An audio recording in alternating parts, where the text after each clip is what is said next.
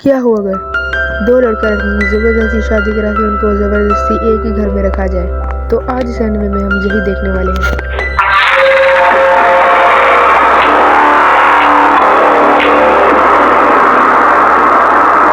Starting में हमें हमारे एमसी को दिखाया जाता है और फिर हमें लड़की दिखाई जाती है और हमें हमारे एमसी के द्वारा बताया जाता है कि ये इसकी होने वाली वाइफ है और हमें बताया जाता है कि उसके दादू के फोर्स करने की वजह से उसको इस लड़की के साथ शादी करनी पड़ती है और हमें हमारे एमसी बताता है कि उनके दादू एक बहुत बड़ी कंपनी की मालिक है और वो अपने एमसी को धमकी देते हैं कि अगर तुमने इससे शादी ना की तो मैं तुम्हें पूरी की पूरी कंपनी कुत्ते के नाम कर दूंगा। अब साइतो यमाने के साथ घर में अकेला था और अपना एमसी उस दरवाजे को लॉक करता है। ओए, तुम मेरे साथ गलत काम करना चाहते हो? और ये कह के वो कमरे में चली जाती है। अब दरवाजा खुला तो नहीं छोड़ सकते ना। और फिर वो घर को लेके लड़ने लगते हैं। साइतो अपने कमरे को देख ही रहा था कि तभी उनको पता चलता है कि इस घर में तो एक ही बेडरूम है।